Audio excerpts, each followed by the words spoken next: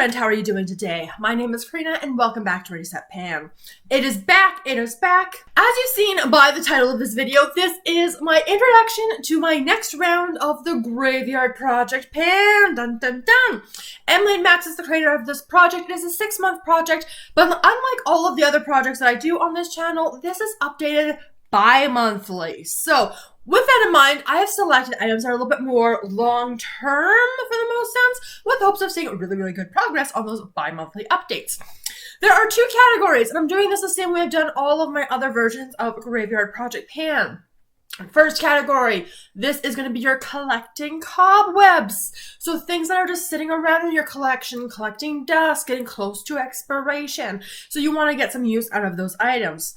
The second option is the resurrection category. So stuff that has been in a previous project that you are bringing in for a new goal to finish, etc. So as always, I kind of split things 50-50. So I have about 3 for collecting cobwebs and 3 for the resurrection. I choose 6. I forget what the exact range is, but 6 is kind of a nice number because that lets me do 3 and 3. And this is a rolling style project. So once I finish an item, then I get to bring something new in. As I mentioned, it's a 6-month project, so we're going to be starting at the end of April, and the finale is on Halloween. So let's see what I'm going to be bringing in. Some of the stuff is going to be familiar from my Plan to Pan makeup. It is all makeup this year, so let's just dive into everything. And where do I want to start? Big questions. I think where I'm going to start off is the collecting of cobwebs category. I do have some staples in my Beauty A to Z project, which is also a year-long project, but some of those I think I'm going to be running out of sooner compared to later. So I wanted to roll in some staples into this project because of the bi-monthly updates. So I'm going to be starting off with a foundation. So I have not used this foundation yet. It is still in the box. That's how collecting cobwebs it is. And this is from Anastasia Beverly Hills. Oh my goodness, there we go. So this is their Luminous foundation in the shade 130N. And this foundation, I very distinctly remember. It's been in my collection for a little while. Oh goodness. It's been in my collection for a while because this was back with BoxyCharm, which is where most of my makeup comes from. They still had their base box and their premium box. I have a yearly subscription, and I was at that point thinking of canceling the base box. This came either base or premium, I don't remember. So for whatever reason, the item in the base box kind of piqued my interest for the choices, so I kept that subscription, and then I think within that year is when they ended up canceling it and just going to their new model. So that's where this foundation came in. It was in that month. This would have been a choice item, so maybe this was the item. I don't remember. So this was either the base choice or it was one of the premium choices. Regardless, this is so flashy. So it's been sitting in my collection for a little while. And a lot of black. It fits with the theme. All right, here we go. Very glossy. This is glass. It has not been used. We've got a nice pump on it. So we will see how this one goes. Yeah, there's something both very expensive, high-end, and simultaneously cheap feeling about this. I don't know, I think it's the mixture of the glass with this plasticky lid. Anyway, goal is going to be finished. These are all going to be finished goals. So let's see how I'm able to do with it. I expect I should be able to get through it. Who knows? We'll find out. Second item is so collecting cobwebs. The packaging is starting to get a little interesting.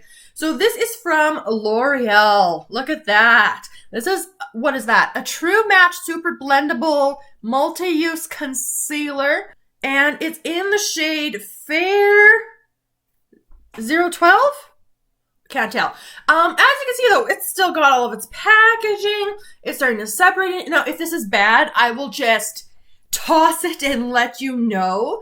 Oh, goodness. Where can I even get into this? Oh, that took way too long to get the plastic off. And yeah, you can see, even without the plastic, the packaging is starting to lose it. So we've got this little thingy. Twist up, the product comes up into here.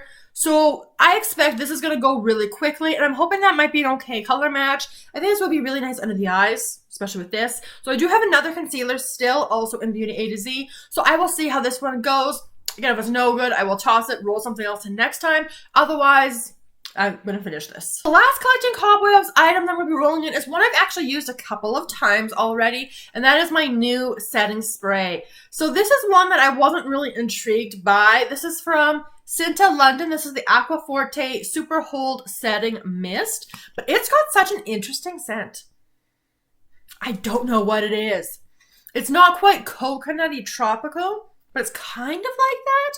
Wow, it smells pretty good. I'm enjoying it so far. This product is basically full, so again, it's going to be rolled into finish. This should also be an easy one to do. Let's move on to the resurrection category. So what am I bringing back from other projects? So I'm going to start off with the maybe sketchy item, and that is this item here from Covergirl. This is another of their Kohl Exhibitionist liners in the shade, I want to say 600 Emerald. Yeah, 600 Emerald Metallic, sorry. I love this eyeliner. In last year's Graveyard Project Pan, you saw me kind of go through and pan the burgundy shade, and I really love this green. But I do have 2 green eyeliners, so I want to work one of them out. This was also on my plan to pan for makeup. Now, I am certain at some point on my channel, I had this in a project for like a small usage goal.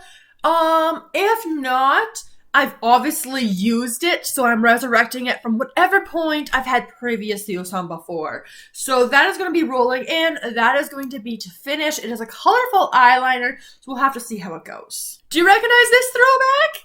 This is the Covergirl Farwell Feathering Lip Liner in 100 Clear.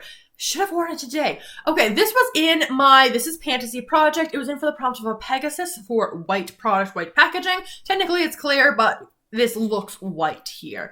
This is a lip liner that's supposed to help keep things all together. I tend to use this for lip products that tend to bleed.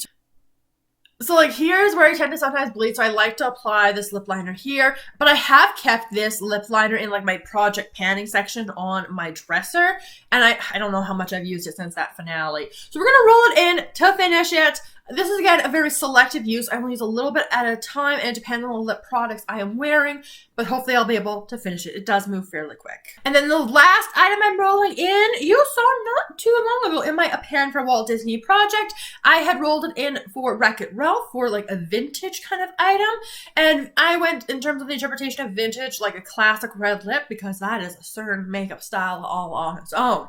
So I am bringing this back. So this goal is now going to be to finish it. This is from Persona. This is their E-Balm in the shade Manifest. I believed I used it 20 times in the project. Whoops. And I got that far with 20 uses. So that means I have this much lip product left. This is very comfortable, balmy, not long lasting, unfortunately. But since it's open and it's going to be a great color for summer, let's roll it in and get it done. Lots of stuff going on. Now, in terms of goals, because I always have my goals section, for the next update, I might have stuff done.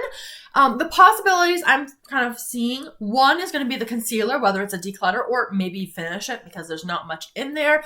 Potentially the setting spray could also get done, but we'll just have to see how it goes. If I do finish anything, I will of course roll in replacements from their corresponding category, which is going to be so very fun and exciting.